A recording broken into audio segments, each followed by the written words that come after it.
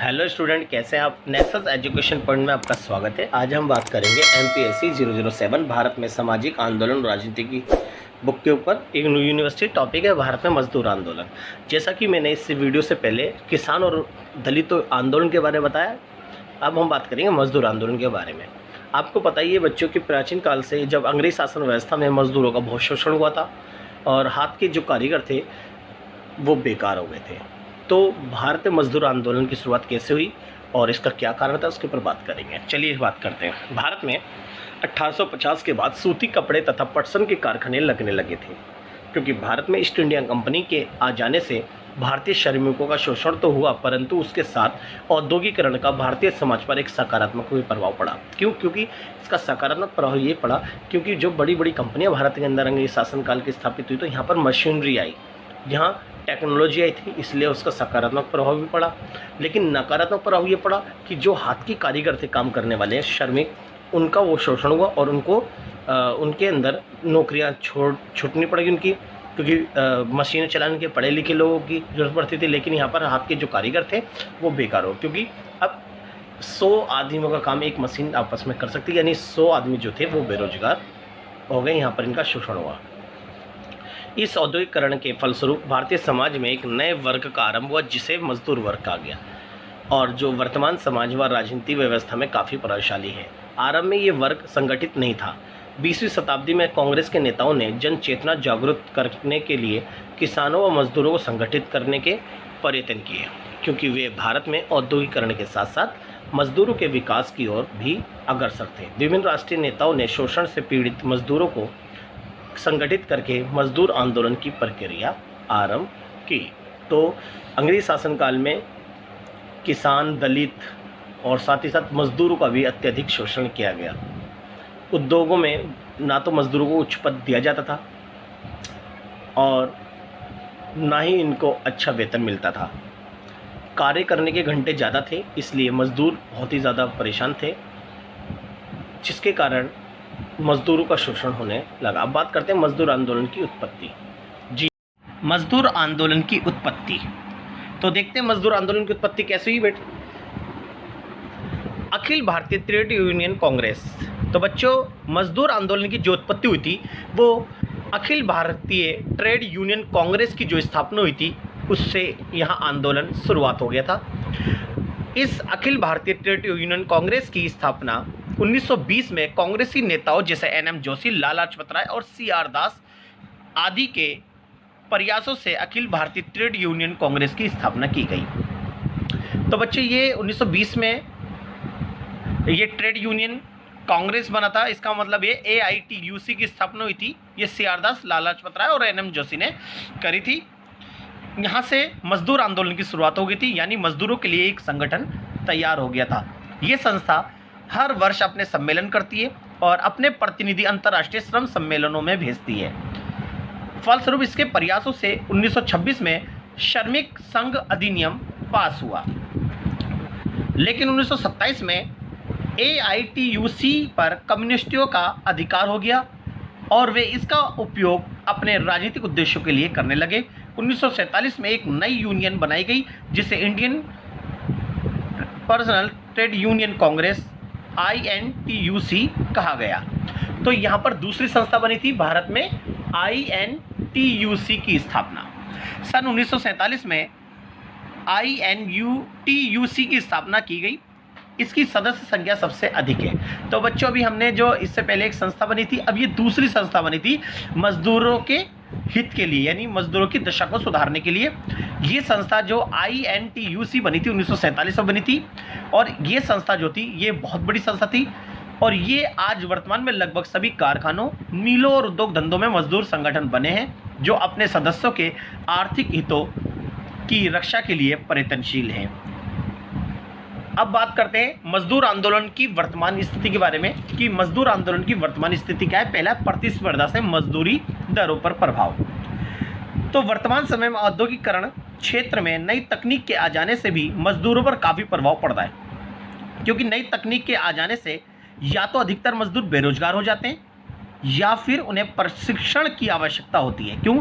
क्योंकि पहले के जो मजदूर होते थे वो अशिक्षित थे, और उन्हें टेक्निकल नहीं आता था तो वो हाथ से काम करते थे। अब जब बड़ी बड़ी मशीनें आ जाएगी, प्रतिस्पर्धा होगी, तो जो सबसे ज़्यादा एक्सपर्ट काम करने वाला व्यक्ति होगा उसी को हम कम मजदूरी पे रखते हैं आज के टाइम पे, इसलिए इन पर प्रभाव पड़ा।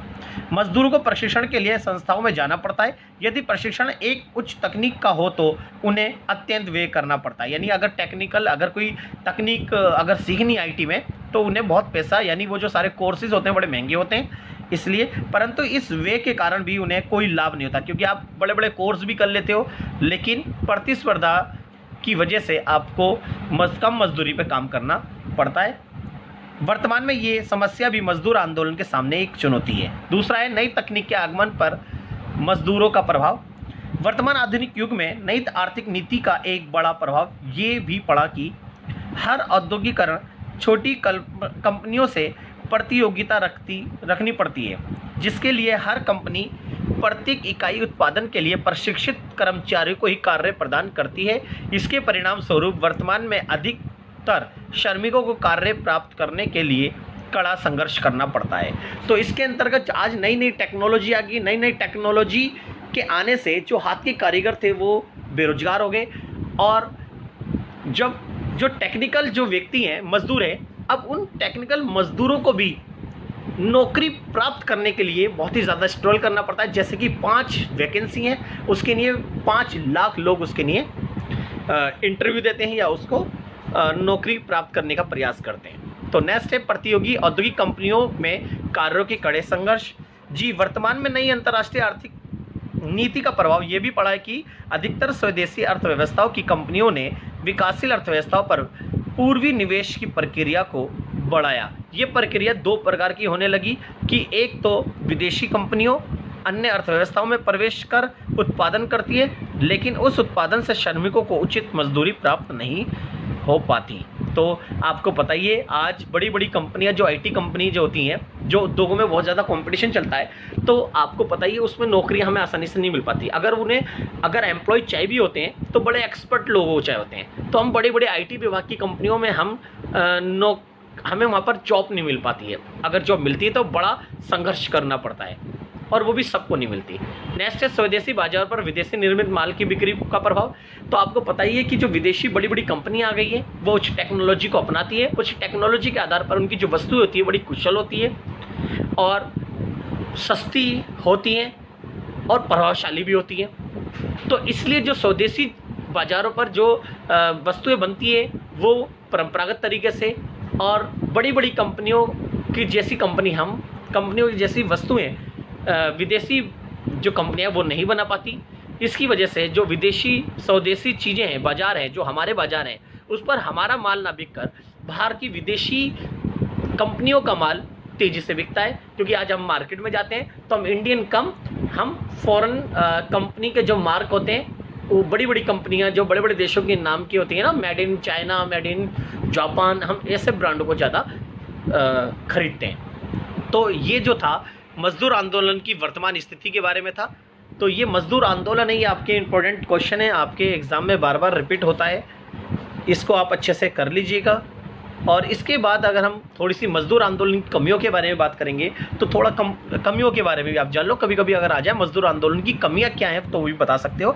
तो छोटे से तौर पर मैं आपको बता देता हूँ। सभी मजदूर संगठन राजनीतिक दलों से जुड़े हैं और उनके नियंत्रण में, लेकिन ये राजनीतिक दल इसका प्रयोग, यानी इन मजदूर संगठनों का प्रयोग श्रमिकों के हितों की पूर्ति के लिए करते रहते हैं। परिणाम स्वरूप मजदूर संगठनों को वे लाभ नहीं हो पाता जो होना चाहिए। यानी चुनाव के समय इन मजदूरों को अपने फेवर में कर लेते हैं, किसानों को कर लेते हैं, लेकिन इनको जीतने के बाद ठेंगा दिखा देते हैं, मतलब इनको बिल्कुल भी लाभ नहीं होता। मजदूर आंदोलन आज भी बड़ी मात्रा में असंगठित व बिखरा हुआ है। यानी जितने भी मजदूर हैं वो एकजुट नहीं है। हर कंपनी में अलग अलग मजदूर हैं, उनका संगठन अलग है और इनका आंदोलन भी अलग अलग तरीके से होता है। क्योंकि अधिकतर मजदूर कार्य दूर जाने के भय से, यूनियन यानी कार्य छूट ना जाए, इसलिए वो गतिविधियों में भाग नहीं लेते। यानी वो बिल्कुल भी प्रोटेस्ट नहीं करते। उन्हें पता है कि अगर मैं कंपनी के खिलाफ प्रोटेस्ट करूं तो मुझे नौकरी से निकाला जा सकता है। तो यही कंपनियां थी।